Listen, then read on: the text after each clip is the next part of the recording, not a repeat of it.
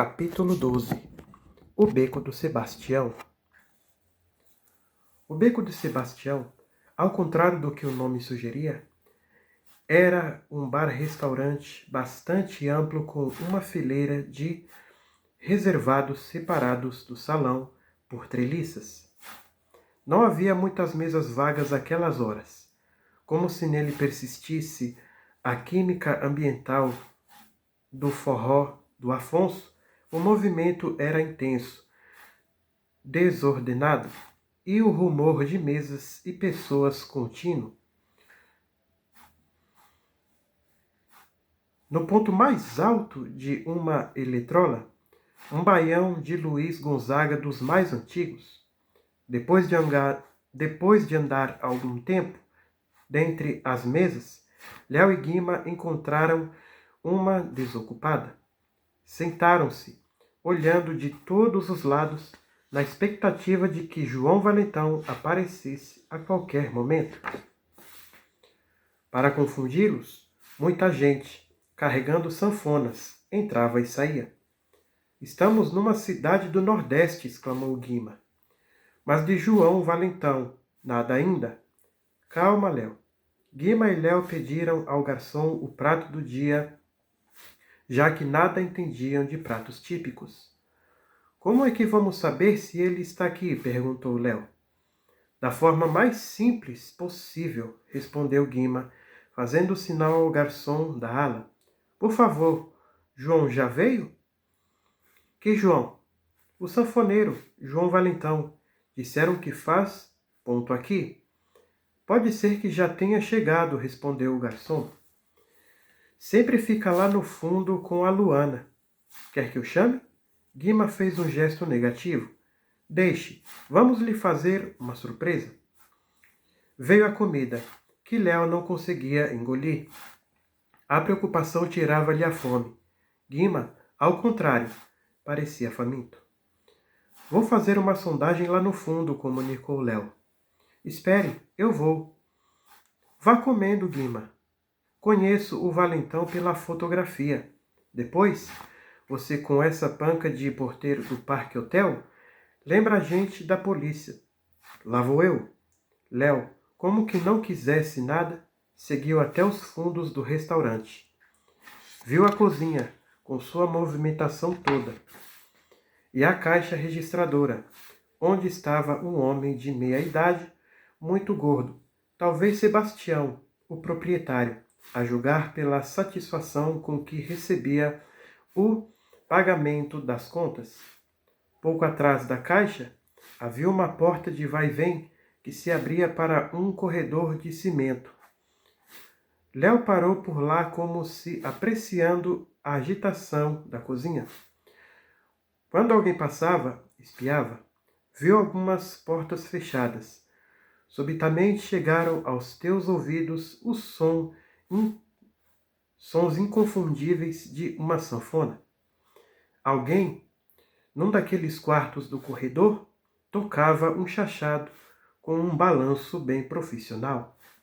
A curiosidade foi maior que seu receio. Deu uma olhada para o restaurante e, como ninguém o notasse, empurrou a vai-vem e entrou a passos lentos pelo corredor. Depois de comer o prato do dia, Guima sentiu sede e pediu cerveja. Enquanto bebia, observava a ruidosa freguesia do restaurante como um turista. Aquele ambiente não possuía nenhum ponto de contato com o do sofisticado Parque Hotel. Lembrou-se da tranquilidade do seu luxuoso restaurante. Havia muitos mundos dentro da mesma cidade, pensava. Destinos que jamais se cruzariam. Ficando a filosofar sobre este tema, chegou a esquecer de Léo, mas, no fim da cerveja, tornou a se lembrar dele. Demorava. Olhou para a direção da caixa e não o viu. Decidiu ir até lá. Não o encontrou. Esperou um minuto. Como não aparecesse, resolveu dar uma volta completa pelo restaurante, ainda calmo, a olhar para as mesas. Retornou ao ponto de partida e sentou-se. Ao ver o garçom que os servira, chamou: Viu o rapaz que estava comigo? Não. Obrigado. A conta. Paga a despesa, Guima saiu do restaurante e foi até o Fuscão. Quem sabe Léo estivesse esperando lá por algum motivo estranho. Não estava. Com os olhos bem abertos e o coração batendo mais depressa, voltou ao restaurante, mais vazio. A freguesia saía em grupos, rumo aos forrós. Garçons retiravam pratos e talheres da mesa. Tornou a perguntar ao mesmo garçom sobre Léo. Recebeu como resposta, de má vontade, um movimento negativo de cabeça. Uma pessoa não pode desaparecer dessa maneira. Já um tanto descontrolado, perguntou: Quem é o Sebastião? Apontaram-lhe o homem gordo da caixa. No caminho, Guima deu esbarrões em fregueses que surgiam em seu caminho. Postou-se diante do dono do beco, que entregava troco a um garçom. Estava nervoso e não conseguia disfarçar. O senhor precisa me ajudar a encontrar um rapaz. Sebastião, já recebendo outra conta paga, não entendeu. O que foi? Vim aqui com um garoto de 16 anos, filho de um amigo meu. Ele levantou-se da mesa, veio para cá e não voltou mais. Faz tempo? Calculo 20 minutos. O gordo da caixa sacudiu os ombros. O que quer que eu faça? Foi embora. Não pode ter ido. Ele não ia se perder dentro do restaurante. Se não está aqui, é porque saiu. O rapaz não é louco. Não sairia sem falar comigo. Sempre se encontram amigos em restaurantes.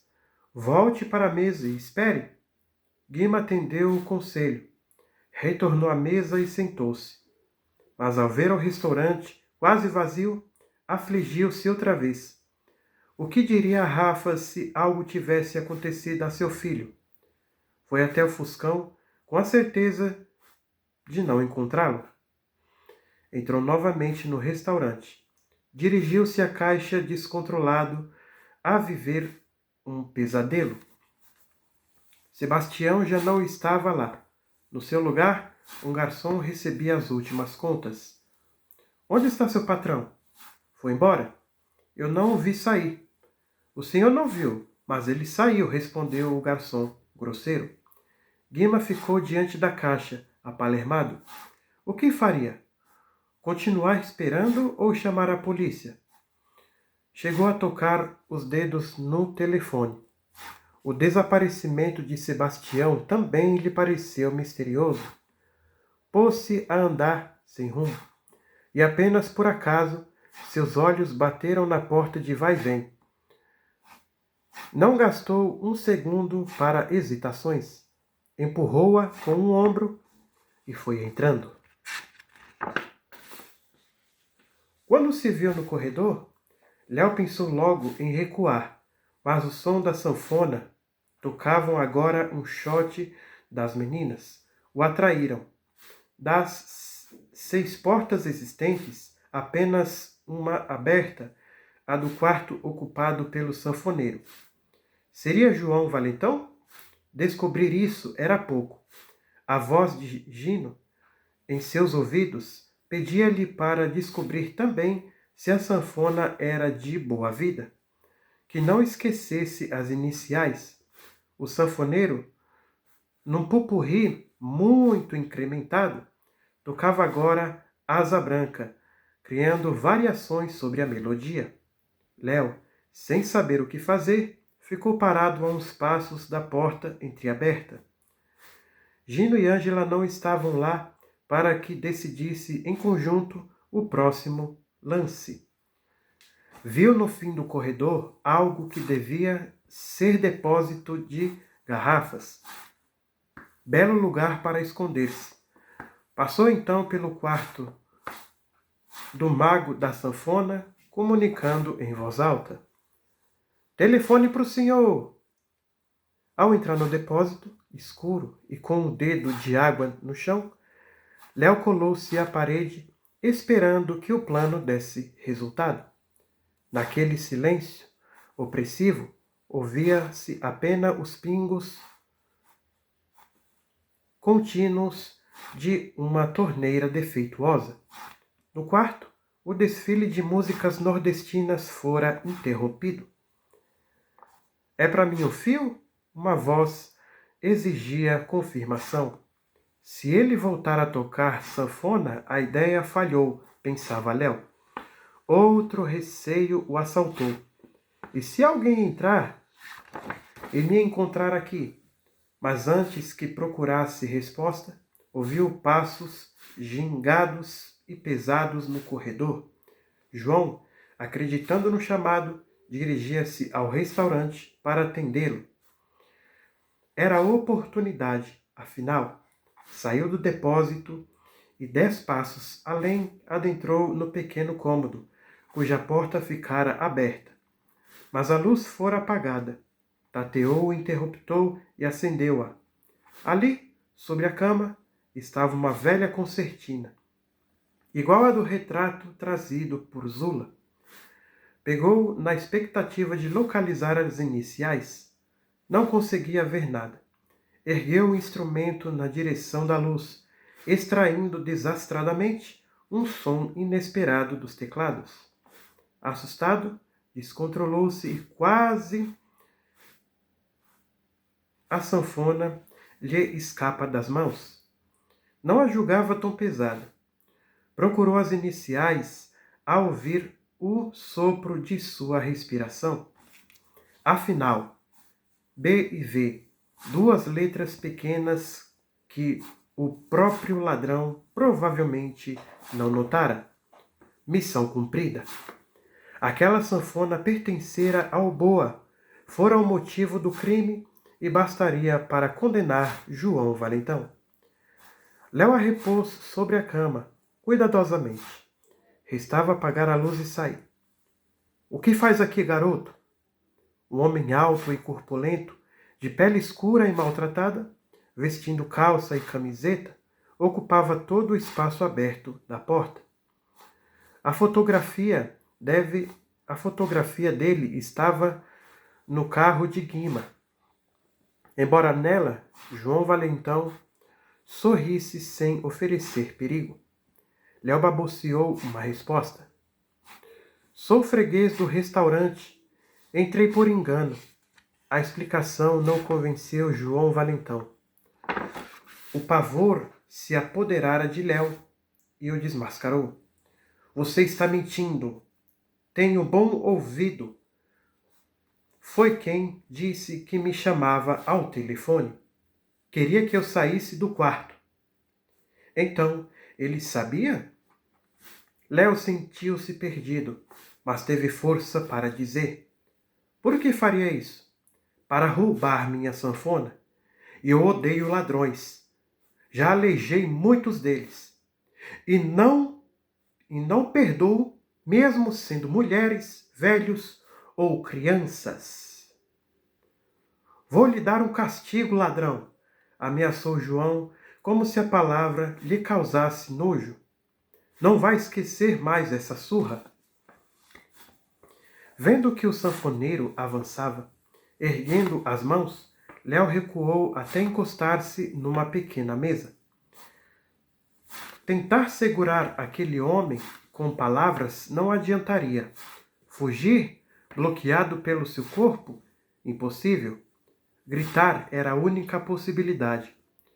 Foi aí que Léo fez com toda a força da garganta, mas por curto tempo.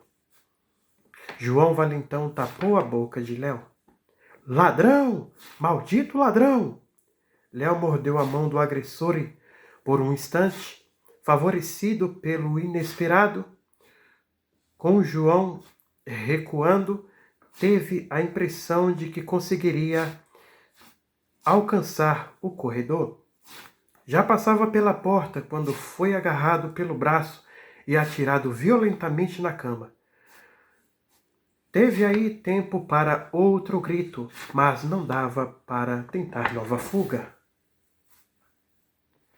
Léo, sentado como estava, não tinha muitas possibilidades de defesa. Ergueu os braços, protegendo o rosto e passou a deferir pontapés nas pernas de João Valentão para dificultar ou atenuar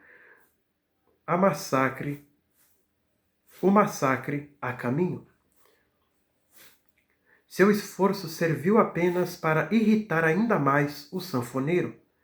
Uma saraivada de socos lhe atingiu a cabeça e o peito. Punhos duros, de ferro.